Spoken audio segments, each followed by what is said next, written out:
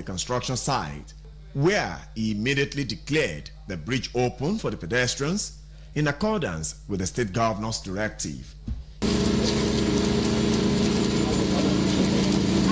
According to Professor Sangodoyin, the move to open the bridge for the pedestrians was in line with the promise made by the state governor, Engineer Seyi Makinde, that the people of the state will have access to pass through the bridge by 30th April 2024. The commissioner who hinted that a lane of the bridge, which is 40 meters in length and 12 meters in breadth, can accommodate 3 vehicles at a go, expressed assurance that a lane will be fully completed and declared open for motorists on 22nd of May 2024 by Governor Seyi Makinde. What is next now is for us to do the complete job on this road, then we can open it for vehicular movement. And I can promise you that before the 28th of May, we will have done so. 22nd of May 2024, we will open this bridge, first half of the bridge, for vehicular movement and pedestrians. Professor Sangodoyin, however, appealed to the residents of the area to be patient, careful, and maintain their cooperation with the state government. Some of the pedestrians who spoke with newsmen expressed delight on the level of work done so far by the state government, saying that the new feat achieved has really ameliorated their sufferings. Since the collapse of this bridge, things has been hard. To go out, you will be thinking like, how do I do it? Because that place, no, there's nothing to write home about. You get there, you'll be afraid, like it will be like you want to be thrown into the water. Thank God for the government of your state. Actually, they have done well. Because for past 6 months now, it's terrible here. We are passing hell, but we thank God for what we are seeing today. It is commendable. They however charged the contractor to speed up the reconstruction of the Olodo Bridge. Recall that the bridge collapsed on July 23, 2023 after a heavy rainfall, and since then it has subjected the people of the area to untold hardships. Olalekan Sulaiman, BCOS News. Ibadan Urban Flood Management Project, IUFMP, has organized a closeout workshop on emergency preparedness plan for Eleyele Dam to prevent potential flooding occurrence in the vicinity and its environs as the rainy season draws near. This is part of the efforts of the Oyo State government in ensuring a safe environment for the residents of the state. Our reporter Grace Wadaini, who was at the venue of the event in Ibadan, has the details. In a bid to forestall future occurrences of flooding and other related natural disasters in the Eleyele area of the state and its environs, the Oyo State government, through the Ibadan Urban Flood Management Project (IUFMP), organized a closeout and handing workshop on emergency preparedness plan for Eleyele Dam. It will be recalled that the Eleyele Dam was listed for rehabilitation under the IUFMP funding and assistance from the World Bank. The workshop affords the stakeholders and participants present at the event to deliberate on the way forward in addressing the complex and multifaceted challenges associated with dam safety and flood risk management in the state. In his keynote address, the project coordinator, Engineer Olasukanmi Shokeye, noted that the purpose of the workshop is the implementation of the Eleyele Dam project to avoid the futility of the efforts of the MDAs and operators, adding that the project is not concluded until it is executed well. The coordinator was represented by the contract management consultant, IUFMP, Engineer Oluwakayode Oseni, noted that the project also has an automated early warning system that will create a signal of a looming danger of rainfall in the vicinity. As we all know, in view of the climate change, the predicting rain now is not really, even when you go by the forecast. Forecast will tell you that there will be rain tomorrow, and it won't rain, and then next tomorrow it will rain heavily. So what we just need is for people to be aware of the climate and to be of the rainfall. So then there's need for them to escalate to the relevant agencies. While delivering the implementation framework for the Emergency Preparedness Plan (EPP), the consultant in charge, Dr. Olayinka Akonle, emphasized that the EPP aims to safeguard lives, properties, and the ecosystem, thereby ensuring safety and resilience for communities in the vicinity of Eleyele Dam.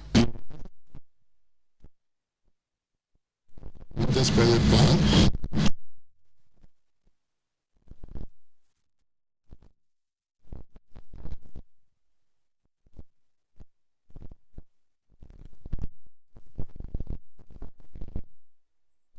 In terms of event had in attendance representatives of the State Ministry of Environment, Oyo State Water Corporation, Oyo State Emergency Management Agency, National Environmental Standards and Regulation Enforcement Agency, and other relevant agencies and stakeholders. Grace Fadayini, BCOS News. As relevant stakeholders in the health sector mark the 2024 World Immunization Week, Nigerians, especially pregnant and nursing mothers, have been advised to prioritize immunization in order to protect their unborn children and newborns. Our reporter, Faith Adekunle, examines the significance of the day as well as the importance of being immunized. World Immunization Week is commemorated annually from 24th to 30th of April. It aims to highlight the collective action needed to promote the use of vaccines to protect people of all ages against diseases. Immunization is one of the most effective ways to prevent infectious diseases. It stimulates the body's immune system to recognize and fight off specific pathogens, thereby reducing the risk of infection and transmission. By preventing diseases like measles, polio, and COVID-19, immunization saves millions of lives and prevents disabilities. Celebrating World Immunization Week highlights the importance of global collaboration and partnership in advancing immunization goals. It brings together governments, public health organizations, healthcare professionals, researchers, and communities to share knowledge, resources, and practices in immunization. In a chat with BCS News, the Deputy Director of Nursing, University College Hospital, UCH Ibadan, Mrs. Maliat Bello, who spoke on the theme for this year's celebration, which is Humanly Possible, Immunization for All, and the significance of celebrating the week, stated that immunization goes a long way in protecting lives and aiding longevity. Looking at the achievements, progress that we have made through immunization, you realize that it is worth celebrating. The death rate has greatly reduced. The rate at which we have poliomyelitis has greatly reduced. We no longer have people limping as it used to be. The debility some diseases cause has greatly reduced. As much as we have found this importance, it is equally good that we continue to a level where we should make the populace understand that administering immunization is possible, is simple, is achievable, is accessible. That is telling us that it is possible that every human being should be immunized. Also speaking with BCS News, a public health nurse, Mrs. Roslyn Ayeni, highlighted the importance of celebrating the week. She emphasized the fact that immunization is not only meant for children, but for adults as well. Vaccines that give specific immunity come for other oral polio, another dose of oral polio.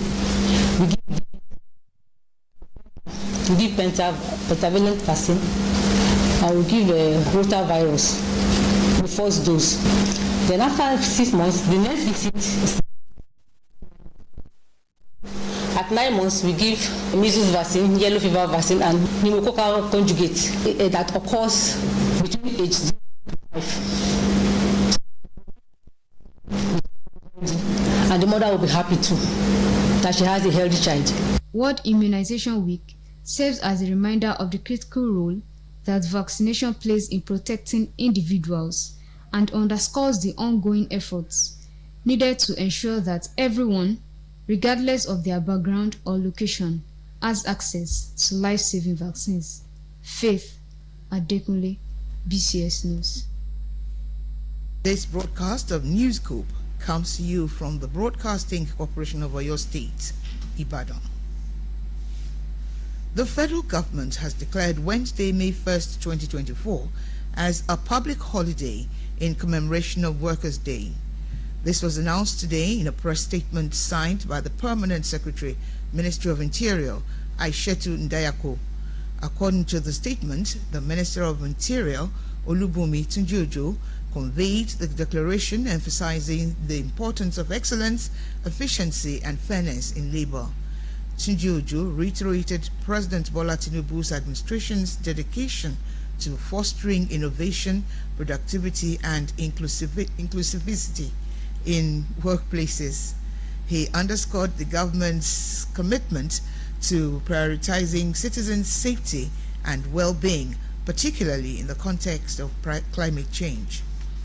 President Bola Tinubu has sympathized with the victims of the gas explosion at the Itaoshin in the Abeokuta North Local Government area of Ogun State. The explosion from a solitary gas truck rippled through the community, resulting in the loss of lives and property. In a statement by his special advisor on media and publicity, Ajuri Ngelale, President Tinubu also sympathized with the Ogun State government and residents of the state over the tragedy.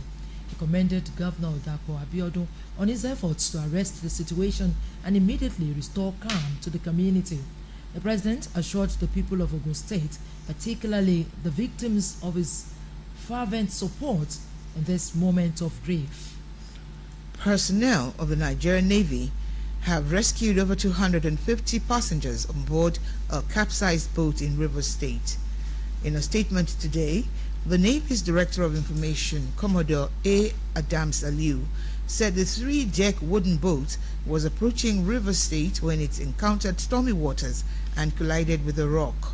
He added that the boat was overloaded, lacked any life-saving equipment on board, and none of its passengers were wearing life jackets.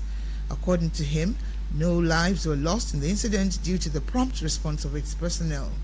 Navy spokesperson further encouraged maritime operators to consistently ensure that their boats were equipped with life-saving equipment.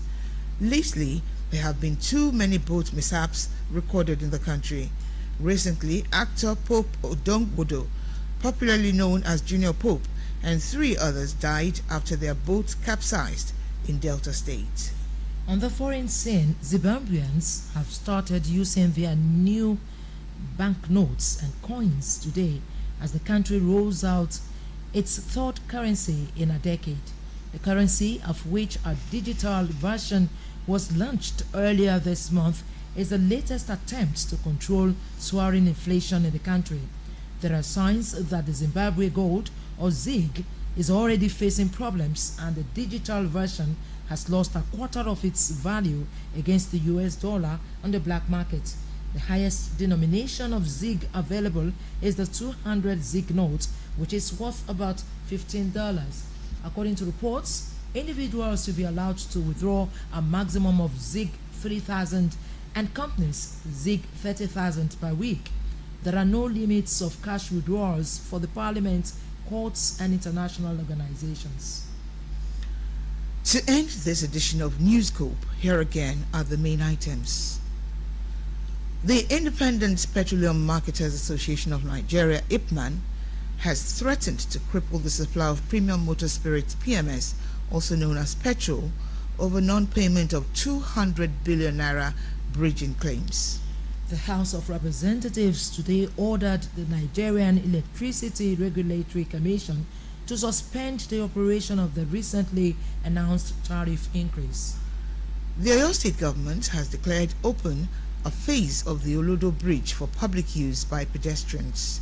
The State Commissioner for Public Works and Transport, Professor Daud Shangodoyi, stated this today during his inspection tour of the bridge. Zimbabweans have started using new banknotes and coins today as the country rolls out its third currency in our decade. Thank you for listening, and don't forget to tune in for the Yoruba version at 8 p.m. Good evening.